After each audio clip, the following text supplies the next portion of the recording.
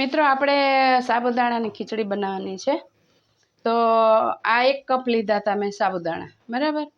1 cup સાબુદાણા લઈએ ને મેં રાત્રે પલાળ્યા છે। તો કેટલું અડધો ઇંચ જ પાણી નાખવાનું। સાબુદાણા ધોઈને અડધો ઇંચ, એટલે સાબુદાણા જો આવે એકદમ મીણી જેવા થશે અને છૂટી ખીચડી થશે મિત્રો, જો છે ને। હવે આપણે એને વઘારવાના છે। તો આપણે તેલ કેટલું લેવાનું છે? અડધી પરી। બહુ તેલ હોવાથી ખીચડી લચકા જેવી થાય છે, બરાબર મિત્રો, એવી નહીં થવી જોઈએ। અડધી પરી જ આપણે તેલ લેવાનું છે મિત્રો। અને આપણે જીરું નાખવાનું છે, અને જીરું નાખશું આપણે 2 ચપટી, સમજાયું મિત્રો। અને હવે આપણે પહેલાં શું છે, 1 બાય 1 નાખવાનું છે। આપણે એકદમ ઢગલો નથી કરી દેવાનું। તો કેવી રીતે આપણે વસ્તુ નાખીશું? તો હવે આપણું જીરું તો આવી ગયું, એટલે છે ને હવે આપણે નાખીશું સાબુદાણા। પહેલાં સાબુદાણા પાથરવાના, આ રીતે આપણે એકદમ આમ પાથરી દેવાના છે। હલાવવાનું નથી મિત્ર, ઓકે? બિલકુલ જો અંદર પાણી નથી, એકદમ કોરા ભીના રહી જાય ને તો પછી આપણી ખીચડી છૂટી થતી નથી મિત્રો। આવી રીતે આપણે છૂટું રાખવાનું છે। પછી આવશે બટાકા, બાફેલા છે આપણે, બરાબર। અને ટમેટાં આપણે આમ પાથરી જ દેવાના।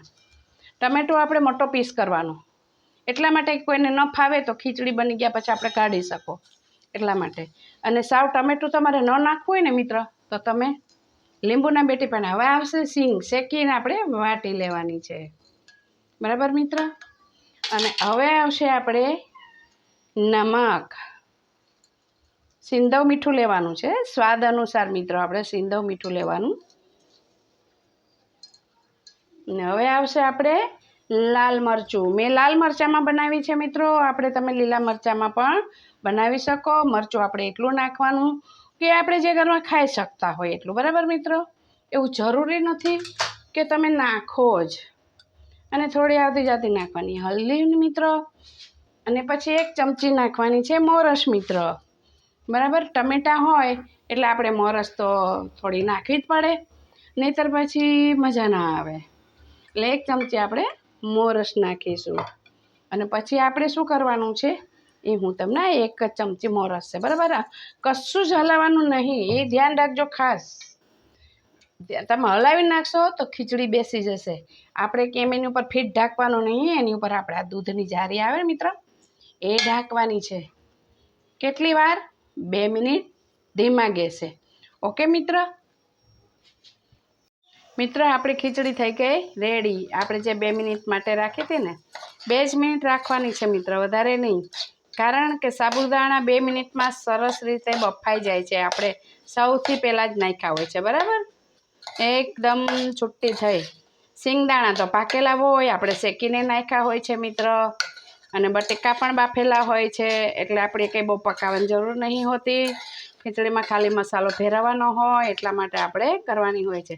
થઈ ગઈ મસ્ત છૂટી ખીચડી। તેલ પણ તમને નહીં દેખાય, જો તેલ નાખ્યું છે પણ તેલ દેખાય નહીં। બોડીમાં પણ આપણે બહુ નુકસાન ન કરે, તેલ માપમાં નાખવાનું, પ્લસ ખીચામાં પણ આપણને નુકસાન ન કરે મિત્રો, ઓકે મિત્રો। મિત્રો આપણી ખીચડી થઈ ગઈ છે તૈયાર સાબુદાણાની। અને આપણે ઉપર નાખ્યા છે થોડા લીલા દાણા। તો લીલા દાણા તો બહુ જ ગુણકારી હોય છે, સ્વાદમાં પણ સારા।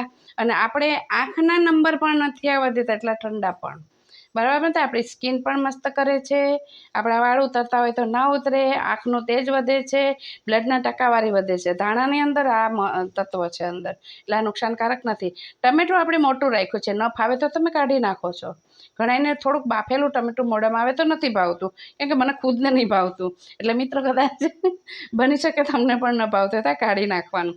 2 લીંબુના ટીપાં નાખો તો બી ચાલે, ટમેટું બફાઈ જાય ને કાઢી નાખો તો બી વાંધો નહીં, ટમેટાનું તત્વ તો ઓલરેડી અંદર ભળી ગયું હોય છે, ઓકે મિત્ર। ગમે તો સૌને કહેજો, ના ગમે તો મને કહેજો મિત્ર। સર્વ મિત્રને મારા જય શ્રી કૃષ્ણ।